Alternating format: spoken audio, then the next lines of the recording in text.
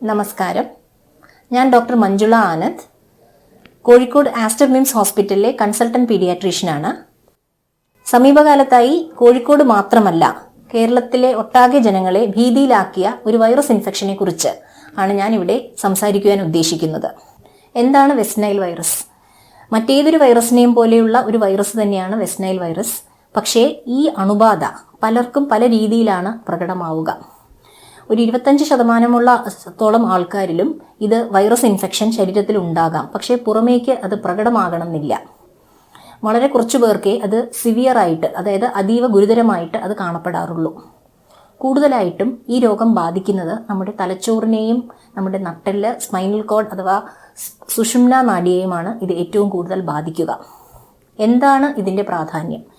ഇതിൻ്റെ പ്രാധാന്യം എന്താണെന്ന് വെച്ചാൽ, ഇതിന് ഫലവത്തായ ഒരു ചികിത്സ നമുക്കില്ല. ഈ വൈറസിനെ കൊല്ലുവാനുള്ള മരുന്നുകളും ലഭ്യമല്ല. അതേസമയം ഈ വൈറസിൻ്റെ തടയുവാൻ, ഇതിൻ്റെ വരാതിരിക്കുവാനുള്ള വാക്സിൻസും ഇതുവരെ കണ്ടുപിടിക്കപ്പെട്ടിട്ടില്ല. ഇതിൻ്റെ എല്ലാ പ്രായമുള്ള ആൾക്കാർക്കും ഇത് വരാം. എന്നിരുന്നാലും 60 വയസ്സിന് മേലുള്ള ആൾക്കാർ, diabetes, hyper tension, heart disease അല്ലെങ്കിൽ കിഡ്നി ഡിസീസ് ഇങ്ങനെയുള്ളവർക്കും ചെറിയ പ്രായത്തിലുള്ള കുട്ടികളിലുമാണ് ഇത് ഗുരുതരമായിട്ട് വരുന്നതാണ്. എന്താണ് ഇവയുടെ രോഗലക്ഷണങ്ങൾ?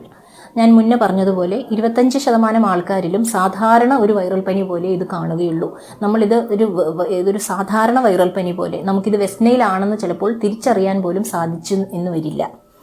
എന്നാൽ ഒരു 10% ആൾക്കാരിൽ ഇത് ഗുരുതരമായി വരുമ്പോൾ കുട്ടികൾക്ക് പ്രത്യേകിച്ച് ശക്തമായ തലവേദന, ശക്തമായ ശരീരത്തിനും പേശികൾക്കും ഉള്ള വേദന, പിന്നെ കുട്ടികൾക്ക് ഈ കൈയും കാലും തളർച്ച, പിന്നെ അപസ്മാരം, പിന്നെ നട്ടെല്ലിനെയും സുഷുമ്നാ നാഡിയെയും സ്പൈനൽ കോഡിനെയും ബാധിക്കുമ്പോൾ കുട്ടികൾക്ക് കൈകാൽ അനക്കാൻ പറ്റാതാവുകയും ശ്വാസോച്ഛ്വാസം പോലും ബുദ്ധിമുട്ടാവുകയും ചെയ്യും. കുട്ടികളെ വെന്റിലേറ്ററിലേക്ക് ഘടിപ്പിക്കേണ്ടതായിട്ട് വരും. മാത്രമല്ല, ഇതൊന്ന് വന്നാൽ ചിലപ്പോൾ കുട്ടി പരിപൂർണമായും രോഗത്തിൽ നിന്നും വിമുക്തമാവാൻ കൂടുതൽ കാലം എടുക്കുകയും ചെയ്യും. ചിലപ്പോൾ വെന്റിലേറ്ററിൽ ദിവസങ്ങളോളം, ആഴ്ചകളോളം കിടക്കേണ്ടതായിട്ട് വരും. എങ്ങനെയാണ് ഈ രോഗം പകരുന്നത്? ഈ രോഗം ആദ്യമായി നിങ്ങളെല്ലാവരും അറിയേണ്ടത്, ഈ രോഗം ഒരിക്കലും മനുഷ്യനിൽ നിന്നും വേറൊരു മനുഷ്യനിലേക്ക് ഇതൊരിക്കലും പകരുകയില്ല. മനുഷ്യന് കിട്ടുന്നത് പ്രധാനമായിട്ടും കൊതുക് കടിയിലൂടെയാണ്. അതും മെയിനായിട്ട് ക്യൂലെക്സ് കൊതുക് ആണ് ഇത് പരത്തുന്നത്. ഈ ക്യൂലെക്സ് കൊതുക് രാത്രികാലങ്ങളിലാണ് മനുഷ്യനെ കടിക്കുക. അപ്പോൾ കൊതുക് നിർമ്മാർജ്ജനം ശക്തമാക്കുകയാണെങ്കിൽ, നമ്മുടെ സമൂഹത്തിൽ എല്ലാവരും തന്നെ ശക്തമാക്കുകയാണെങ്കിൽ ഒരു പരിധിവരെ നമുക്കിത് തടയാവുന്നതാണ്. പിന്നെ ഒന്ന്, കൊതുകുകളിൽ ഇത് കിട്ടുന്നത് പക്ഷികളിൽ നിന്നാണ്. അപ്പോൾ പക്ഷികളിലാണ് മെയിൻ ഹോസ്റ്റ്. പക്ഷികളാണ് അതിൽ നിന്നും കൊതുകുകളിലേക്കും കൊതുകുകൾ മനുഷ്യനിലേക്കുമാണ് ഇത് പകർത്തുന്നത്. ഒരിക്കലും മനുഷ്യനിൽ നിന്നും മനുഷ്യനിലേക്ക് ഇത് പകർത്തുകയില്ല. ഇതിനു പുറമെ ഗർഭാവസ്ഥയിലുള്ള അമ്മയിൽ നിന്നും വയറ്റിലുള്ള കുഞ്ഞിനും ഈ രോഗം പൊക്കിൾക്കൊടിയിലൂടെ പകരുവാൻ സാധ്യതയുണ്ട്.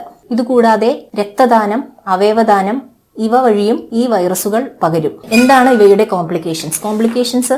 ഭവിഷ്യത്തുകൾ ഞാൻ മുന്നേ പറഞ്ഞ പോലെ, ഒന്ന്, തലച്ചോറിൽ ശക്തമായ മസ്തിഷ്ക ജ്വരം വരുമ്പോൾ തലച്ചോറിൽ നീർ കിട്ടുകയും തലച്ചോറിൽ അപസ്മാരം വരികയും തലച്ചോറിൻ്റെ പ്രവർത്തനങ്ങൾ സാരമായി ബാധിക്കും. അപ്പോൾ അതിനായതിനാൽ കുട്ടിക്ക് ശ്വാസോച്ഛ്വാസം, ഈ പറഞ്ഞ പോലെ ഹൃദയാഘാതം, ഹൃദയസ്തംഭനം, പെട്ടെന്ന് മരണം തന്നെ സംഭവിച്ചേക്കാം. ഇത് തടയാൻ വേണ്ടി നമ്മൾ പ്രത്യേകം ശ്രദ്ധിക്കേണ്ടത്, വീട്ടിൽ കൊതുക് നിർമ്മാർജ്ജനം നമ്മുടെ വീടുകളിൽ മാത്രമല്ല, നമ്മുടെ എല്ലാ സമൂഹത്തിലുള്ള എല്ലാവരെയും ബോധവൽക്കരിക്കേണ്ടത് വളരെ അത്യന്താപേക്ഷിതമാണ്.